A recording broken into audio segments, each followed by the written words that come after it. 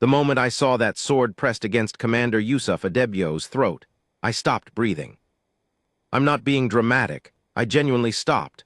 Mid-inhale, mid-thought, mid-step, everything inside me just halted. Like the universe itself wanted to make sure I didn't miss a single second of what was about to happen. And what happened next? I've replayed it 10,000 times, in my sleep, in the shower, standing in line at the commissary, staring at nothing while people nudge me and ask if I'm okay. I never have a good answer for that. Let me back up. Because to understand that moment, the sword, the Empress, the silence that followed, you have to understand what Corvith Station actually was. What it felt like to be there. What it meant. Corvith Station wasn't built by humans. That's the first thing you need to know. It was already ancient when we found it, or when it found us, depending on which historian you believe. A deep space transit hub, 600 meters long, shaped like a vertebra from some cosmic giant. Spinning slowly at the edge of the Helix Corridor, which is what the Galactic Compact calls the 11 light-year stretch between our solar system and the first cluster of inhabited space. Humans called it the doorstep, because that's what it was, our doorstep into everything. When Earth was granted provisional membership in the Compact, and I say granted loosely, because that negotiation lasted 19 years and nearly ended twice, one of the conditions was that we'd maintain a permanent delegation at Corvith, a liaison team. Cultural ambassadors, scientists, a small security detail. That security detail was us. Well, I was attached as a civilian analyst, xenosociology. My job was to observe, document, and report on interspecies interactions at the station, to notice things, to write them down. God, I noticed things. Corvith had about 12,000 permanent residents when I arrived, not counting transient traffic. Imagine a city, not a big city, but a real one, with neighborhoods and disputes and bad plumbing in certain sections. Except instead of one kind of person, there are 47 recognized species coexisting in various states of cooperation, irritation, and baffled curiosity. The atmosphere was maintained at a compromise, not perfect for anyone. Slightly too thin for humans if you weren't used to it, slightly too humid for the Drevathi, slightly too cold for the Sulan. Everyone was a little uncomfortable all the time. Somehow that made it feel more like home. The smells were, I still don't have words. Imagine someone combined a forest after rain with a machine shop and something sweet and slightly wrong, like fruit that's 2 days past ripe. That was the main concourse on a slow day. On a busy day, add bodies and food stalls and the sharp chemical bite of Vethori translation fluid, which leaked slightly from every universal comm unit, and which nobody had ever figured out how to contain. The lights shifted color throughout the cycle. What passed for day and night at Corvith was a slow gradient from pale blue-white to amber to something close to violet, then back again. 6-hour cycles. Human circadian rhythms never really adjusted. We all walked around slightly jet-lagged always for the entire posting. I'm telling you this because I want you to understand. Corvith was strange, yes. Overwhelming, definitely. But it was also, after the first few months, familiar. It had rhythm. It had texture. You knew which vendors closed early on Cycle 3 afternoons. You knew which corridor flooded when the recycling system backed up. You knew that if you heard a high-pitched tone from Section 12, you had about 40 seconds before the atmospheric scrubbers kicked in and turned the air uncomfortably dry. You knew the place, and knowing a place makes you feel, however irrationally, that you understand it. I thought I understood Corvith. I didn't understand Empress Vailindra Sorath III. Nobody did. Her arrival was announced 3 standard weeks before she actually came.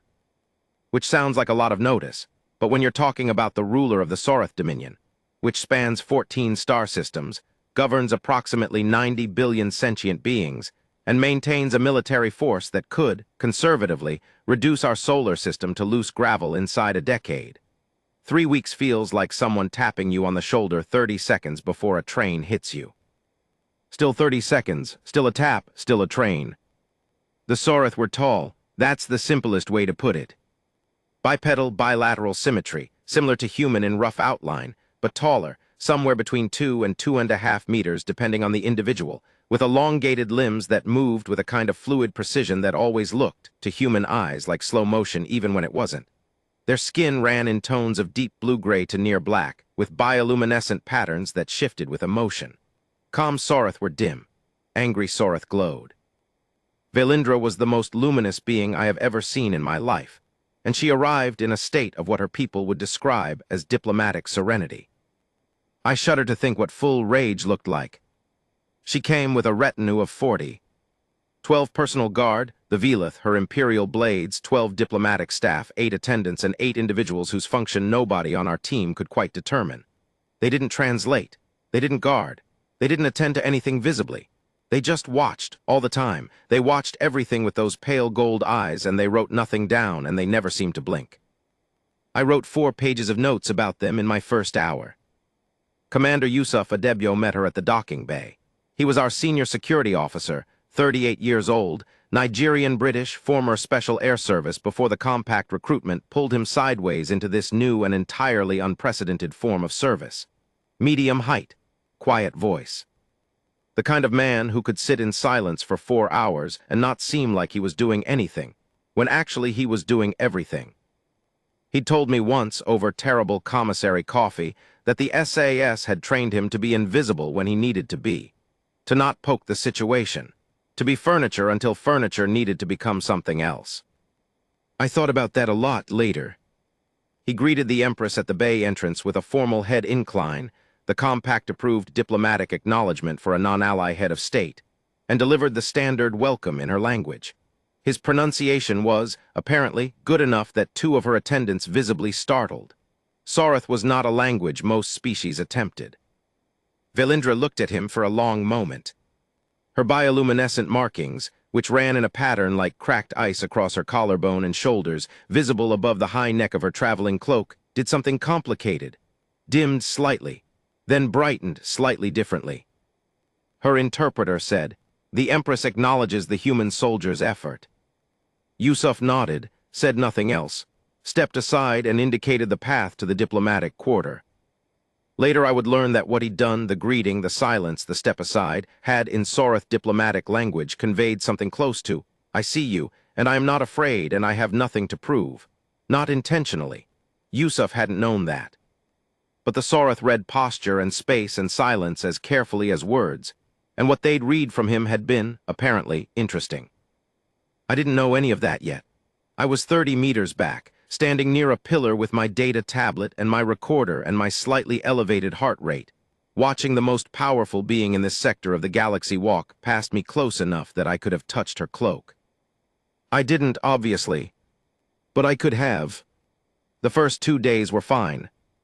That is, they were extremely not fine in ways that were anticipated and managed, which in diplomatic terms means fine. There were 14 separate protocol disputes in the first 6 hours, small things. The wrong color of floor light in the Empress's chamber. Soreth royalty did not rest under amber spectrum light, something nobody had written down anywhere. The arrangement of the welcome reception, where the delegation's standing order had accidentally placed 2 Soreth nobles in a spatial relationship that implied in their culture that they were subordinate to each other in a way that was mutually offensive to both. The food. Several things about the food. Our diplomatic team handled it. They were good. Exhausted and slightly gray around the edges, but good. I observed from the margins, taking notes, trying to stay out of the way of people who were actively preventing an interstellar incident. On the second day, the Empress requested a tour of the station's defense infrastructure. This was unusual, not unprecedented, but unusual. Corvith's security systems were jointly managed by the Compact Authority, but Earth's contingent had been granted oversight of the human quarters and 3 adjacent sections as part of our provisional arrangement, which meant the tour, if approved, would include sections where Yusuf's team had operational control. The Compact liaison, a Dravathi named Sooth, who had the permanent expression of someone smelling something slightly unpleasant, approved the tour with 17 conditions and 14 caveats, all of which Yusuf was briefed on in a meeting that lasted 2 hours and that I attended as a silent observer in the back corner. After the meeting, I fell into step beside Yusuf in the corridor. "She wants to see what we have," I said. "Yes," he said. "Is that a problem?" He was quiet for a moment, not avoiding the question. He didn't do that, just actually thinking about it. "It's an assessment," he said finally. "She wants to know if we're worth taking seriously." And he glanced at me sideways, Guess we'll find out. The tour happened on the third day. Velindra moved through our sections with her Velith guard surrounding her in a loose formation, the kind that looks casual until you realize it covers every possible angle of approach simultaneously. Her diplomatic staff followed behind. Sooth, the Dravathi liaison, walked alongside her, slightly too fast for his legs, perpetually catching up. I was permitted to accompany the tour as part of the documentation team. This was a minor miracle of bureaucratic luck, and I said nothing that might draw attention to it. The human sections of Corvith were, look, I'll be honest. They weren't impressive by galactic standards. We'd been at this for 12 years.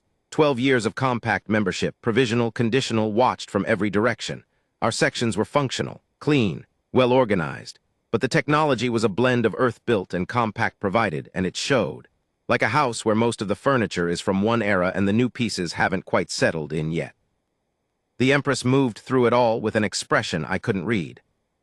Her markings stayed low, that dim, slightly cool glow that I'd started to think of as her neutral state, though I had no real basis for that interpretation. Her eyes moved constantly. Yusuf led the tour himself. No fanfare, no rehearsed speech. He explained things simply, directly in the compact lingua franca, pausing when her interpreter needed a beat to catch up. He showed her the atmospheric controls, the power routing systems, the emergency containment protocols, everything that had been cleared for disclosure. She asked questions, not through her interpreter directly in Sorath, which her interpreter then rendered. The questions were precise, technical in ways that surprised our team. She wasn't asking the polite political questions a visiting dignitary asks. She was asking the questions an engineer asks, or a general. What is the failure threshold, the magnetic containment on level 4? How many personnel can your medical bay support in simultaneous critical care? What is the response time from your dormitory section to your primary armory? Yusuf answered everything he was cleared to answer, which was less than she was asking for, and stated clearly and without apology when something was outside the disclosure agreement. She noted each refusal but didn't push. She just moved on. I was scribbling notes so fast my hand cramped. And then we reached the training floor. The training floor was a large, open space in Section 7. High ceilings, reinforced walls, padded deck. The particular smell of recycled air and exertion that no atmospheric system ever quite removes from a room where people have been working hard. It was mid-use when we arrived. Yusuf had arranged for a small demonstration, 3 of his team running a close-quarters drill sequence. Nothing dramatic, nothing theatrical, just people doing their work, which was the point. The Empress watched for about 90 seconds. Her Velith guard watched the demonstration with professional attention, the way you watch something when you're comparing it to your own training. Quietly, carefully. Then Velindra spoke. Her interpreter said, "The Empress wishes to observe the human's edge discipline." Our diplomatic officer, Lieutenant Priya Chakraborty, leaned toward Yusuf and said very quietly, "Edge discipline means combat with bladed weapons. She wants to see how your people handle blades." Yusuf looked at the diplomatic officer, then at the interpreter, then at the Empress, who was watching him with those gold eyes, her markings doing that complicated thing again. "Tell her, Empress," he said to the interpreter, "that I'll demonstrate personally." There was a pause, brief but there, where I could feel the entire human contingent in the room recalibrating. Priya's eyebrows went up a fraction. She'd worked with Yusuf for 4 years, and apparently she still got surprised sometimes. The Empress said something that the interpreter rendered as, "The senior soldier will demonstrate himself." "Yes," Yusuf said. Another pause. The markings across Velindra's collarbone shifted, warmer, brighter for just a second. "The Empress accepts." I want to be precise about what happened next, because I've told this story a lot, and I've noticed that in other people's versions it gets inflated. It becomes more dramatic than it was. The gestures get bigger, the words get more speeches in movies, and the fundamental texture of the moment gets lost. So let me be precise. Yusuf took off his jacket, folded it, set it on a bench. The training floor had a rack of practice weapons, calibrated to deliver the tactile reality of combat without lethal force, standard issue. He selected a long practice blade, ran his thumb along the balance point, set it down, and selected a different one. No performance in the gesture, just checking, like a craftsman picking a tool. The Empress watched this. Then she spoke, and the interpreter said, "The Empress will observe from the perimeter." But she didn't go to the perimeter. What she did, and I need you to understand that it happened with a kind of calm that was almost gentle. There was no aggression in the movement, no warning in her markings, nothing that registered as threat until it was already fact. What she did was she walked forward, into the training space, past the invisible line that the Velith guard maintained, which should have been impassable. The Velith didn't stop her, of course they didn't. She was their Empress. She walked to within 2 meters of Yusuf, who had turned to face her the moment she moved, not in alarm, just in the way you turn when someone enters your space. He stood still, blade in hand, point toward the floor. And Velindra reached under her cloak. The sound in the room changed. I can't describe it better than that. There was no sound, no shout, no alarm, no collective gasp. Just a change, like when the pressure shifts before weather. Like when every person in a space simultaneously inhales and holds it. She drew a sword. Not a practice weapon. A real one. It was extraordinary to look at. I'd see images of Sorath Imperial blades later, in documentation, but seeing one in person was different. It was long, slightly curved, made of a material that wasn't metal exactly, but caught light the way a still pond catches sky, giving it back different than it received. The edge seemed to not quite agree with the light around it, like it existed in a slightly different version of the room. She held it in one hand, her arm relaxed at her side. She looked at Yusuf. He looked at her. Nobody breathed. And then, moving with that fluid Sorath precision, that slow-motion speed that isn't slow at all, she stepped forward and pressed the flat of the blade against his throat. Not the edge, the flat, a measured thing, a test, not an execution.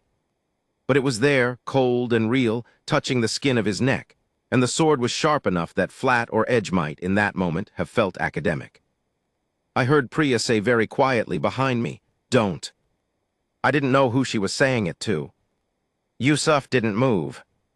That's the thing I need you to hold. He didn't move. He didn't step back. He didn't grab her wrist. He didn't raise his own blade. He stood with a real sword touching his throat, and he was still. But not frozen. There's a difference. Frozen is involuntary. What Yusuf was doing was chosen. Every muscle in his body was controlled, not locked. His breathing was slow. I could see it, the measured rise and fall of his chest, deliberate, even.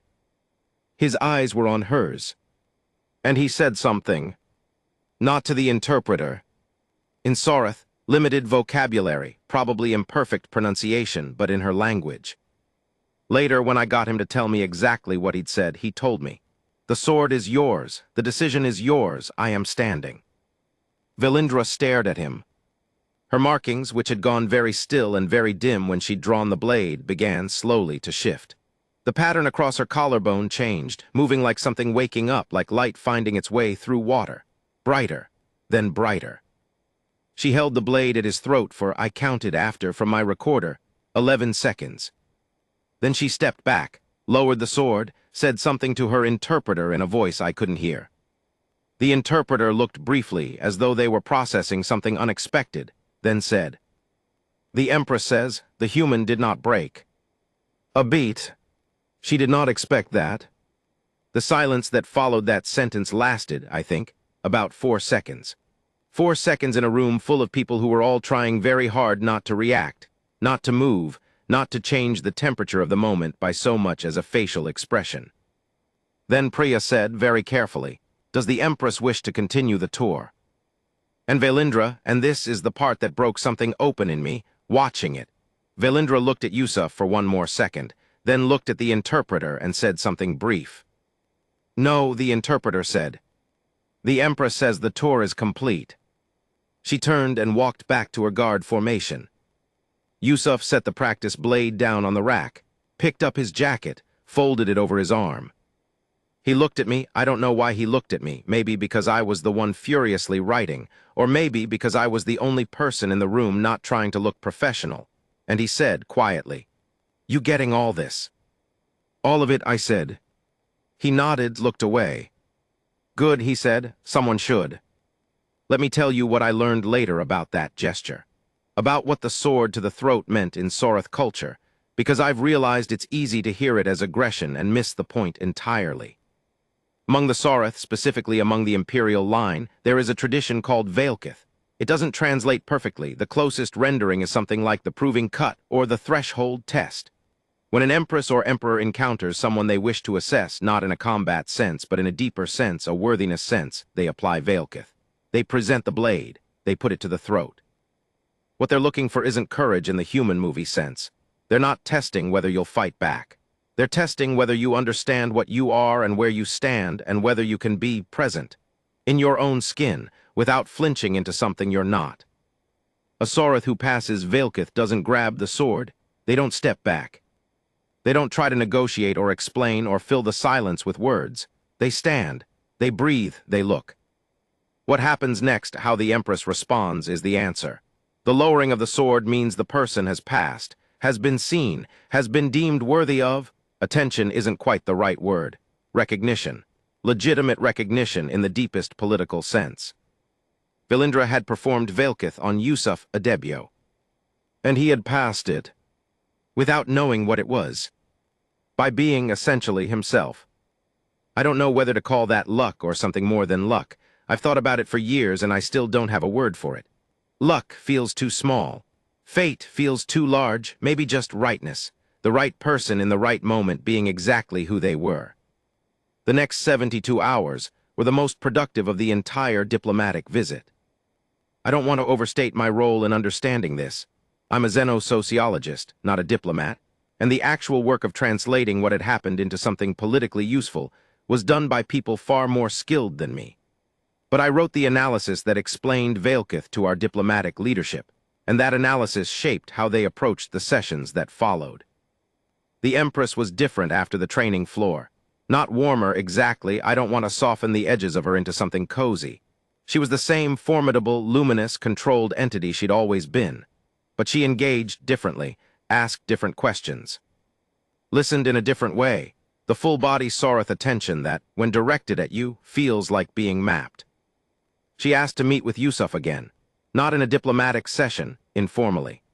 On the observation deck in Section 4, which had a view of the Helix corridor that was genuinely stunning, all deep space and the faint shimmer of the corridor's navigational buoys scattered like seeds across the dark. Priya asked me to accompany as observer. I suspect she wanted someone in the room who could record and analyze without being visibly part of the diplomatic apparatus, which is exactly what I did. They spoke through the interpreter, mostly. But Yusuf had been cramming Sarath vocabulary since the training floor, and occasionally he'd venture a phrase directly, and each time he did, Velindra's markings shifted. Just slightly, the way a flame adjusts to a new source of air. She asked him about Earth. Not politically, she had briefing documents for that. She asked him where he was from specifically, what his landscape looked like, what the sky color was. He told her about Lagos, where his grandmother lived, the way the light hit the ocean in the evening, the noise of the markets in the morning. She listened to all of this, then she was quiet for a long time. Then she asked through the interpreter, "Is Earth worth fighting for?" Yusuf didn't answer immediately. He looked at the Helix corridor through the viewport for a moment. The navigational buoys pulsed slow and distant and blue. "Every meter of it," he said. She was quiet again. Her markings were doing something I'd never seen before, a slow, deep pulse, like a heartbeat made visible, moving outward from her sternum in concentric rings of pale light.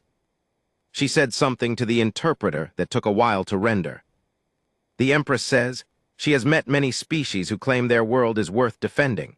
Most are lying to themselves. A soldier who does not break under Veilkith, a soldier who speaks of his home the way you spoke of the light on the water, she believes this one is not lying. Yusuf looked at her. Tell her I appreciate the assessment. A pause. The interpreter said something in Sarath. Velindra responded briefly. The Empress says, it is not an assessment, it is a conclusion. I wrote that down 3 times. I don't know why. Once would have been enough, but 3 times felt right. That evening, Corvith's amber light cycle, what we called sundown even though there was no sun. I was alone at my workstation in the documentation office, writing up my notes when my door chimed. It was one of the 8 watchers. The ones who hadn't spoken to anyone, hadn't seemed to serve any visible function, had just watched. I stared at them, I should say, though I still didn't know enough about Sorath biology to be certain of personal pronouns. For a moment, my hand hovering over the door control. I opened it. The watcher stood in the corridor, slightly taller than comfortable for the doorframe, and looked at me with those pale gold eyes. Then held out one hand, palm up. On the palm was a small object. A disc about the size of a coin, made of the same light-catching material as Valindra's blade. It had markings on it that I didn't recognize. I looked at the object, then at the watcher. What is it? No interpreter. Just somehow I understood, or felt I understood, that I was meant to take it. I took it. The watcher turned and walked away down the corridor without a sound. I sat with the disc for a long time, turned it over. The markings were raised, textured, warm under my fingers despite having been in a cool hand. Later, when I had it translated, it turned out to be an archival document, a record of Velkith and the name of every individual who had passed it in 500 years of recorded Sorath imperial history. Yusuf's name was on it. His name, his full name in Sorath script, rendered phonetically with a care that suggested the translator had taken their time. Commander Yusuf Alamide Adebyo, Earth human. The list was not long, 37 names in 5 centuries, 36 Sorath and 2 from other species. He was the first human. He was the 38th.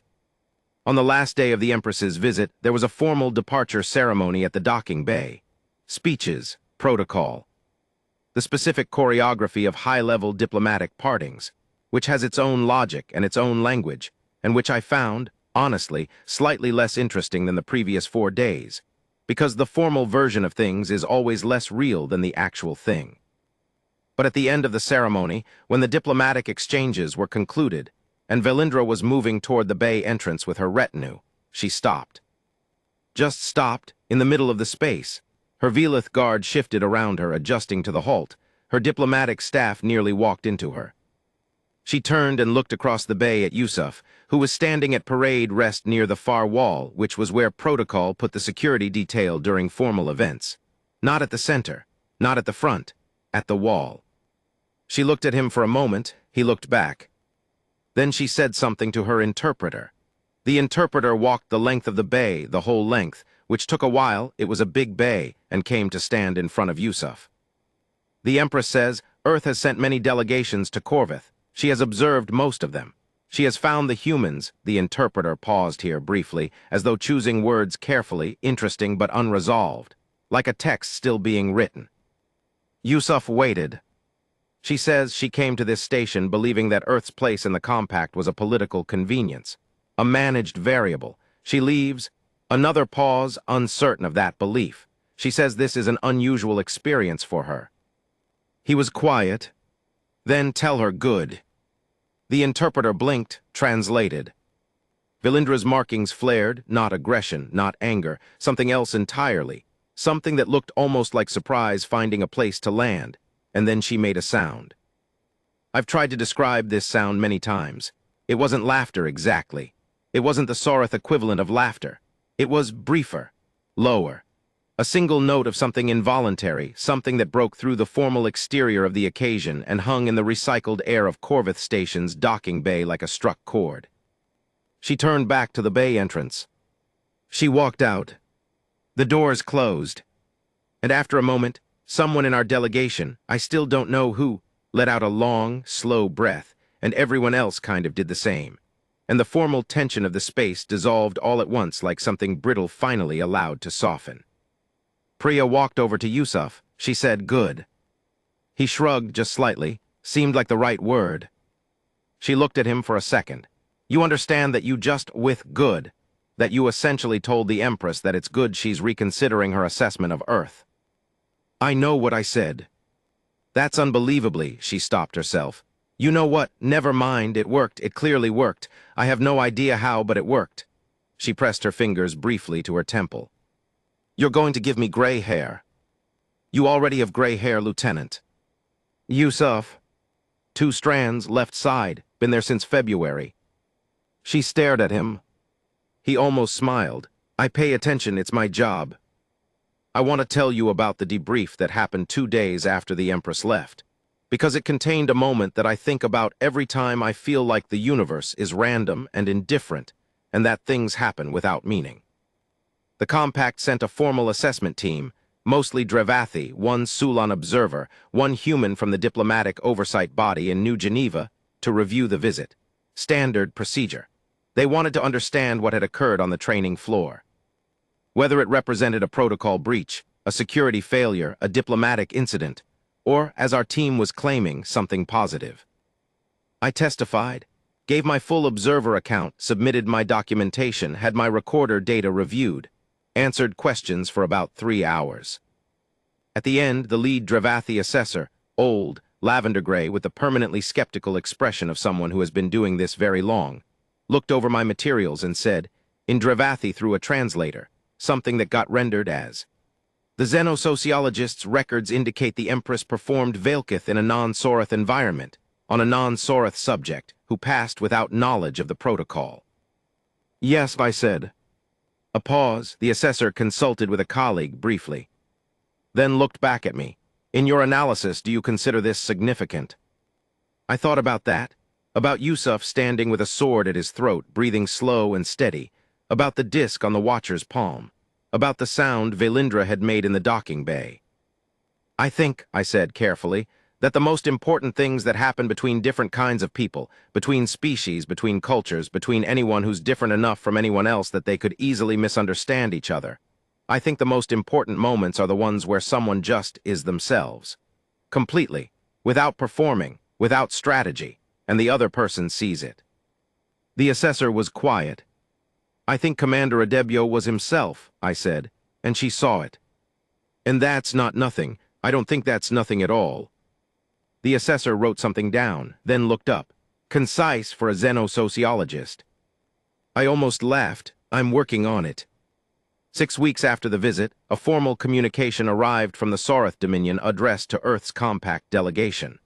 I wasn't in the room when it was received. I was in my office, writing up something unrelated, but Priya forwarded me a copy within about 20 minutes of reading it, with a message that just said, "You should see this." I read it 3 times. It was a proposal, formally structured, compact standard legal language, translated into 7 relevant tongues. It outlined the Dominion's willingness to enter preliminary discussions regarding a bilateral relationship between the Sorath Empire and Earth. Not a compact relationship, which was what we'd had, filtered through 17 layers of collective governance, a direct relationship. Political, cultural, and in language that was carefully qualified but unmistakable military.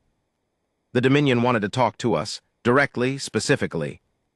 In the final paragraph, the proposal contained a phrase that had no compact precedent that our team could locate.